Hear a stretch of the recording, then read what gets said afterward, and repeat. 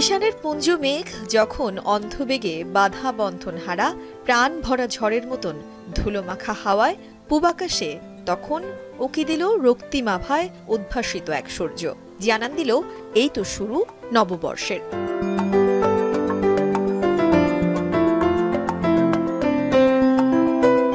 বাংলা পঞ্জিকায় নতুন বছর ১৪৩২-এর পয়লা দিনে ভোরের আলো ফোটার সাথে সাথে রমনার বটমূলের ছায়ানটের ঐতিহ্যবাহী আয়োজনে আসতে শুরু করেন সাধারণ মানুষ। কানায় কানায় পূর্ণ হয় বটমূল। ১.৫ শতাধিক শিল্পীর কণ্ঠে প্রতিধ্বনিত হতে থাকে অতীতের সকল আবর্জনা ভুলে নির্ভয়ে এগিয়ে যাওয়ার সম্মেলক গান। বান্ডেল থাকলে প্রতি সেনমানিতে টাকা বাঁচবে। বিকাশ সেনমানি বান্ডেল কিনে জিতুন প্রতি লেনদেনে।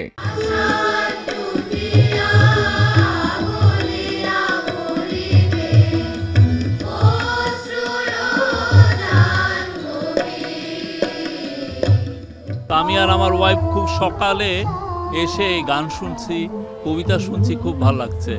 এইটা সবাইকে নববর্ষের শুভেচ্ছা এবং সুন্দর একটা দিন। আমরা সবাই একসাথে দেখেছেন তো, সবাই একটা মিলন মেলা হয়েছে। আমরা হিন্দু, মুসলিম, বৌদ্ধ, খ্রিস্টান, পাহাড়ি সবাই একসাথে মিলেই থাকাটা এই দেশের সবসময়ই ছিল, সেভাবেই যেন আমরা থাকতে পারি সেই আশা। সবাইদেরকে নববর্ষের শুভেচ্ছা। আজকে তো এখানে গান শুনলাম, পরে এখন একটা রেস্টুরেন্টে খেতে যাব, পরে খেয়ে দিয়ে বাসায় যাব। আমি মনে করি যে পয়লা বৈশাখটা আমাদের একটা জাতীয় ফেস্টিভ্যাল এবং এটা আসলে আমাদেরও সব সময় পালন করা উচিত, কারণ আমাদের যে কালচার, আমাদের সংস্কৃতি, তাহলে আমরা ভুলে যাব। যত নেগেটিভিটি আছে সব যাতে দূর হয়ে যায়, আমরা যাতে নতুনভাবে শুরু করতে পারি।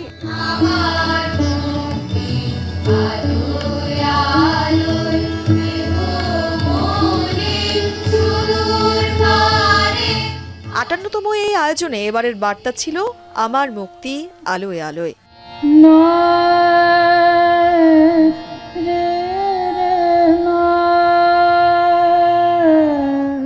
রাগ ভৈরব পরিবেশন দিয়ে নতুন প্রভাতকে স্বাগত জানানো হয়। আয়োজনে এবার ছিল ২৭টি পরিবেশনা। গোটা অনুষ্ঠান সাজানো হয় নতুন স্নিগ্ধ আলো, প্রকৃতি এবং মানুষকে ভালোবাসার গান, দেশপ্রেম, মানবপ্রেম আর আত্মবোধন জাগরণের সুরবাণী দিয়ে। থাকে বাঙালি সমাজকে নিয়ে আলোর পথে মুক্তির পথযাত্রী হবার আহ্বান।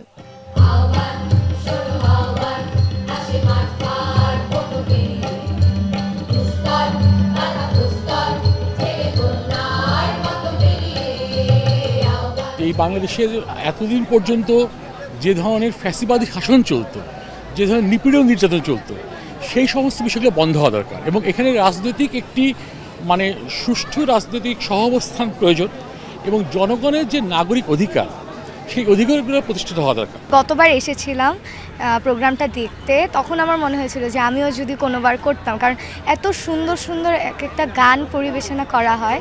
তো এবার যখন প্রথমবারের মতন করেছি, আমার আসলে অনেক ভালো লেগেছে। চাইবো যে সারাটা বছর এরকমই ভালোভাবে কাটুক, হিংসা, দেশ, সেই সংঘাত, সেগুলো দূর হয়ে যাক। গানগুলো আসলে পরিস্থিতি অনুযায়ী মাথায় রেখেই করা হয়েছে, ওভাবেই তুলে ধরা হয়েছে। উপস্থাপনও সেরকমই ছিল।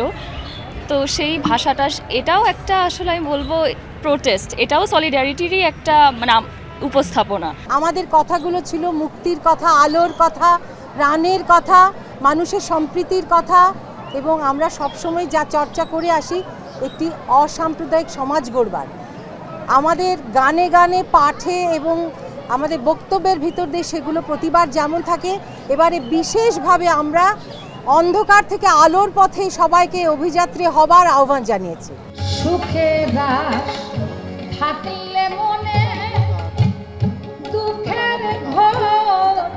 ছায়ানটের এবারের পরিবেশনা ছিল ১২টি একক গান, ৯টি সম্মেলক গান এবং নির্বাহী সভাপতির কথন। এছাড়াও গাজায় ফিলিস্তিনিদের ওপর গণহত্যার প্রতিবাদ ও শহীদদের স্মরণে করা হয় ১ মিনিট নীরবতা পালন। সবশেষে বরাবরের মতোই জাতীয় সঙ্গীতের মধ্য দিয়েই শেষ হয় এবারের পরিবেশনা।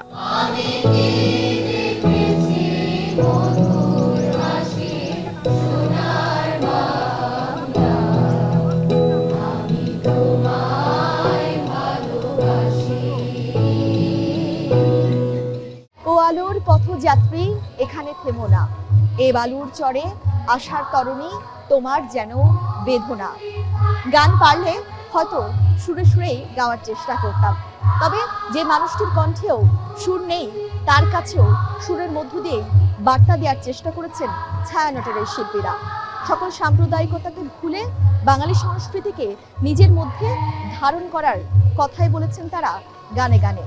ছিল নবচেতনার অঙ্গীকার, একে অপরের পাশে ঢাল হয়ে এই বাংলার মাটিতেই দাঁড়াবার অঙ্গীকার ছিল সকলের মাঝে। তানজিলা খান মিম, এখন, ঢাকা।